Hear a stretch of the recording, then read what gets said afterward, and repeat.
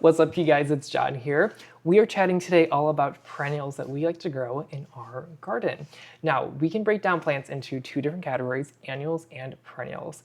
Annuals grow and flower and complete their life cycle in one season, and perennials complete their life cycle over multiple seasons. So they last much longer in the garden than an annual would. Perennials, by definition, are plants that last more than 2 growing seasons, and a lot of these perennials that we have on our list are short-lived perennials, so they'll last anywhere from 2 to 3 to 5 years even. The first perennial on this list is lavender. Now, lavender is a typical cottage flower that makes these gorgeous spikes in the garden that you would typically think that it couldn't grow in a hot climate.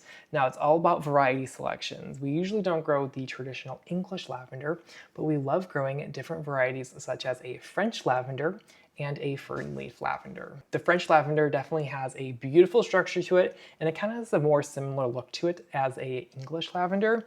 We love growing it in ground, and it loves some good drainage, so make sure you find a good spot with some nice drainage if you want to grow the French lavender.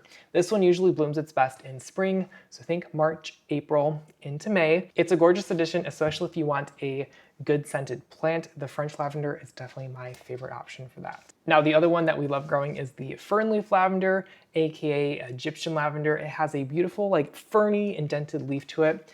Absolutely beautiful. We mainly grow this one in our garden because it has the longest bloom period. It almost blooms all year, except in the summer. It might take a brief break in the summertime, but it just really pumps out blooms all season long. We'll tuck this one into our clients' container gardens, and it just adds a really pretty, whimsical element to any container garden. The fern leaf lavender is a little bit more frost sensitive, so during the winter time it will get a little bit nipped, but it will come right back in the springtime and just be absolutely beautiful. Next on this list is Rudbeckia, specifically Rudbeckia hyrata. Now, this is typically known as an annual Rudbeckia because it blooms its first season, and typically it's treated as an annual in other climactic zones. This Rudbeckia actually oversummers and overwinters for us really, really well, and fall is the best time to plant this type of Rudbeckia because it likes to establish during the cool period and then bloom in the summer months. Typically, we'll see Rudbeckia bloom in late May through June into July. Now, there's a lot of Rudbeckia hyratas. One of our favorite varieties that we love growing is the Rudbeckia Sahara. It just has a really pretty, beautiful mix of burgundies and browns, just a really gorgeous autumnal kind of palette to it. There's so many other ones that we grow too, like Irish Eyes. It has these beautiful yellow petals with these green centers that are just perfect for any spring arrangement. And you can't forget the traditional Indian summer one. This is what they get their name from, is Black-Eyed Susans with those gorgeous yellow petals with the black center. This is kind of the original variety that all the other ones have been bred from. Rudbeckia is actually pretty easy to start from seed. We just sow our seeds usually in August to September or October and transplant them out into the garden in the fall or even winter months. Next on this list is Yarrow. This is a great cottage garden flower that comes in so many beautiful colors. Now, you might not think this flower can grow here in Zone 9, but if you plant it at the right time, it'll get established and it will bloom its best in the springtime. So we start our seeds in late summer and fall and transplant them out into the garden. In fall, even in the winter time, they'll do totally fine. They usually just sit there all winter long.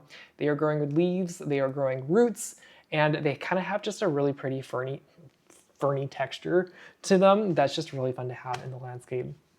They will start to bloom as the soil temperatures warm up in the springtime, so usually we'll see blooms in late April through May and through June. One of our favorite varieties that we love growing from seed are the Summer Pastel Mix. It just has a really pretty combo of oranges and reds and purples and white, just really all the fun colors to have in your garden. And this plant, again, is a perennial. What we typically do with this one is that we'll grow sunflowers around the yarrow in the summertime. This will help shade the plant out and protect it a little bit in the summertime. Some of these plants do need a little bit of TLC making it through the summer, and growing sunflowers around it is typically the easiest way to do it. And that leads us to our next flower that we also shade with sunflowers. This is Craspedia. Craspedia is a gorgeous drumstick-like flower. It makes this like stick with a ball at the top. This ball is a yellow one. It also makes a really great dried flower, but it's just a really pretty plant to have in the landscape, even when it's not in bloom. It's kind of just like a clump of grass that grows. absolutely beautiful. Again, it sends out its flower spikes usually in April and May through early June, and it's just so easy to grow from seed. You guys know we are obsessed with those lisianthus, and they're actually a great perennial here in zone 9. Now you can plant these in the fall or the springtime. We typically just plant all of our flowers in the springtime because our fall garden is so packed with so many other flowers. Now lisianthus are a beautiful rose-like flower that blooms throughout the summer months, and they handle the heat like absolute champs. They kind of have a more succulent like leaf to them, and they're just really easy to grow. They're not easy to grow from seed, so if you want something to purchase, I definitely would purchase lisianthus from plugs, especially if you've never grown them before. Now, I've definitely grown them and tried growing them from seed. You can do it, it just takes a long time.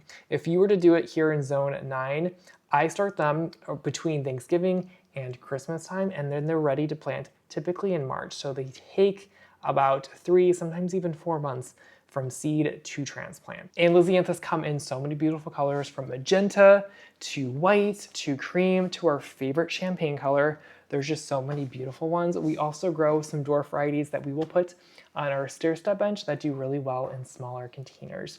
We will have lisianthus plugs available on our website this spring, typically in March and April. A lot of people don't think you can grow the next one here as well. These are chrysanthemums, aka mums, and fall is the best time to enjoy your mums. But spring, if you want to grow mums in your garden, spring is actually the best time to plant them so they can establish all summer long and bloom their best in the fall. Now, there's so many types of mums, you guys, but we specifically like to grow the heirloom mums just because they're unique, they're different, and they're absolutely beautiful. There's different varieties for different bloom periods. So there's early stage mums, there's mid stage mums, and then there's late season mums. We like to grow a mix just so we have a nice, even mixture of mums throughout our blooming period. Now, typically blooming periods, and for us here in zone 9, is much later than the rest of the country just because our days are longer later. So usually they will start blooming in, like November into December. That's typically the best blooming time for mums. We have some really neglected ones on the side of our house that are in grow bags that we've had there for about 3 to 5 years, and they are still doing quite well. We've had a few like Oriental Nights, Apricot Alexis, and a few other varieties. Ooh, Coral Reef. That one was absolutely beautiful. It's kind of a spider mum with these really pretty like firework petals.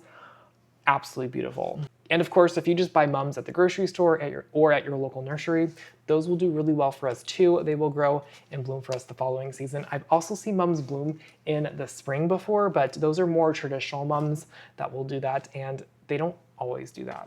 Next on this list is just a bulletproof one. This one is lantana. You guys have probably seen tons of lantana at the nurseries. Sometimes they'll sell them in 4-inch cans or even 1-gallon plants, but they come in so many different colors now. There's yellow ones, there's purple ones, there's white ones, there's ones that are like orangey red, sunset tones that are absolutely beautiful. Again, this one's really bulletproof. It takes full sun, full heat. I've even seen them growing in like rock gardens in the full sun, and they absolutely love it. They do like consistent watering. They do well in containers, and there's trailing versions that will go like down your container, and there's also like upright versions that are more like a shrub. So definitely keep that in mind. If you want something a little bit taller, you can get the shrub versions or you can get the trailing ones, but be warned, the shrub versions can get really massive. Like I've seen them to get like 12 feet tall. So you got to keep them in check. We like to hard prune them in late winter or early spring so that they can flush back out and create some beautiful growth and blooms this summer. Next on this list, most people buy this as an annual and then they find out it's a perennial here in zone 9, but this is a sweet potato vine. Now they will grow, we usually plant them in the springtime, and they will grow all summer long, and then they'll usually die back when we get a frost in December or January. But the tubers are left in the ground or in a container, they will actually come back for you. The biggest thing is you don't want to overwater them when they are dormant, when they're not growing, so that they don't rot in the ground. Sweet potato vines will sit there all winter long, and they'll actually grow back in the springtime. The ornamental ones and the edible ones, they are treated the exact same way. And sweet potato vines come in so many different colors now. There's the typical chartreuse one, which is absolutely lovely. There's purple ones. There are like a red mahogany one, and then there's like the tricolor one with different tones to it. That one's really fun as well. And there's a new one on the market called Medusa with these like deeply lobed leaves. Super fun, super unique to try. The next one on this list is one of our favorite shrubs that we have in our container garden. This is a Mahogany splendors hibiscus. Now it's not really a true shrub, it's really just a large herbaceous plant, but this is in the mallow family, so it's related to cotton, okra, hollyhocks, lavatera. It's just a really pretty mallow to have with these gorgeous Japanese maple-esque leaves. That's really why we grow them, is for the foliage, not necessarily the flowers. Now we usually plant this one in the springtime, let's say April or May in our container garden, and they will grow in fast. They grow super quickly and they make a beautiful backdrop to all of our lisianthus in the summer months, and then it transitions into our fall garden absolutely perfectly with the gorgeous leaves it has on its plant. And then come December, usually the leaves do not like the colder weather, so it drops its leaves by that point, and we're left with this beautiful mahogany stem, which is stunning to have in December because it almost gives that like dogwood effect. That's so pretty in the garden. Now we'll just leave it in a container all winter long, and it doesn't like to have a hard freeze. So sometimes during that like cold spells that we'll have in the wintertime, we'll bring the container closer to the house just to protect it a little bit. It will overwinter just fine. Typically, if you want it to keep overwintering, I would probably plant it in the ground and cover it if that's something that you can do.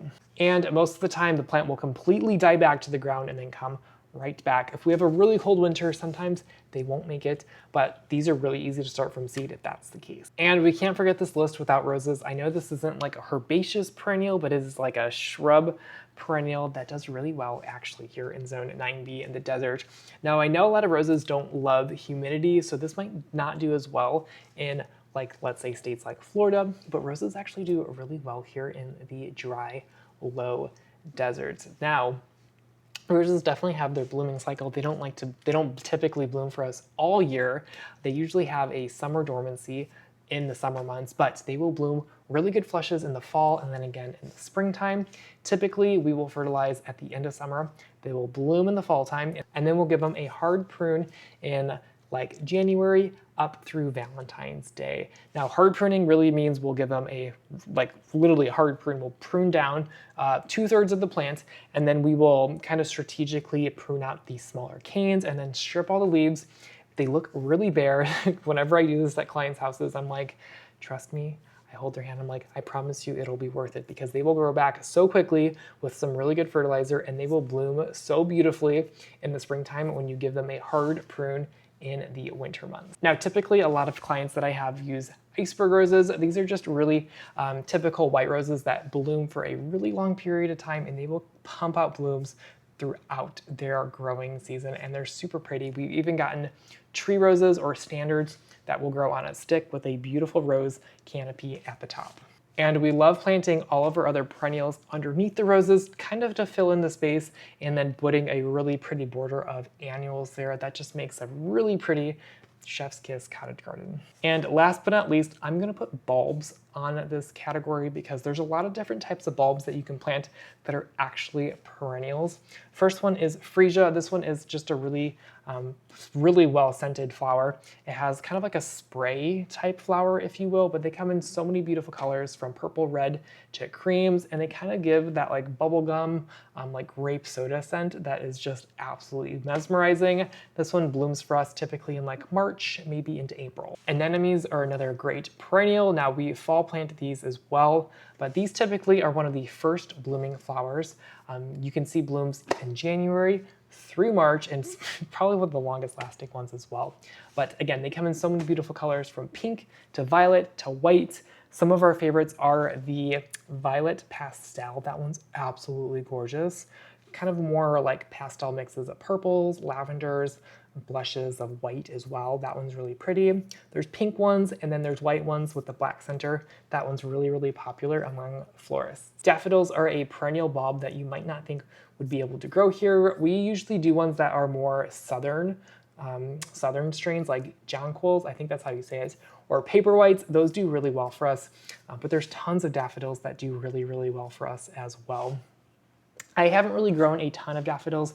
We usually stick to daffodils and not daffodils, paperwhites. We grow a ton of paperwhites, which are a type of daffodil for our winter display garden, just because they are super quick to go and they don't need a chill period. And paperwhites, I always grow a ton of paperwhites because it always reminds me of my childhood, because I grew a ton of them, you guys. When I grew up in Michigan, I was so depressed when summer was over because I wanted flowers all the time, all year. So I would go to the nursery that I worked at and I would buy a ton of paperwhites and I would force them indoors literally all winter long. So my house always smelled like paperwhites, and some people hate the smell of paperwhites, but honestly, I love them, and maybe it's just nostalgic for me, but paperwhites are just such a beautiful flower. And usually you can get them to last 2 to 3, sometimes even 4 weeks they'll bloom for. They like the cooler weather, so if you have a cool place in your house, they typically bloom for a little bit longer if you can keep them on the cooler side. The last one is the amaryllis bulb. This one traditionally blooms during the Christmas months. You might find it at the grocery store, but in all reality, they like to bloom in the spring, even into summertime. That's their natural rhythm into blooming. Usually when you buy an amaryllis bulb in the holiday season, it is from South America, so their season is about 6 months inverted from ours. So their summer is our winter, so when you get bulbs from them, they are ready to bloom because they think it's summertime. So usually they'll bloom in May and June, and they'll be absolutely beautiful for that. But they make these beautiful strapping leaves all season long after they bloom, and we let them grow all summer long into fall. We usually cut watering around Thanksgiving, and then we'll resume watering around Valentine's Day. And last but not least, irises are actually a really great perennial to grow here in Zone 9. They're varieties that can take warmer temperatures as well as cooler temperatures, so definitely do your research. We grow the African ones in containers. It makes a really pretty grass-like flower, and then it blooms for us in the spring. They are absolutely mesmerizing. You could definitely grow the traditional Dutch ones as well. I probably would grow those in the ground just because they like to establish deep root systems, and then they'll overwinter and over summer much better in the ground than in a container. Anyways, you guys, that is it for today's video. Thank you so much for watching. We have all of our seeds, corms, and live plants available for shipping down below, so definitely check that out. We are so excited to share all of our beautiful offerings that we plant in the fall garden with you guys. Thank you guys so much for watching, and I'll see you guys in the next video.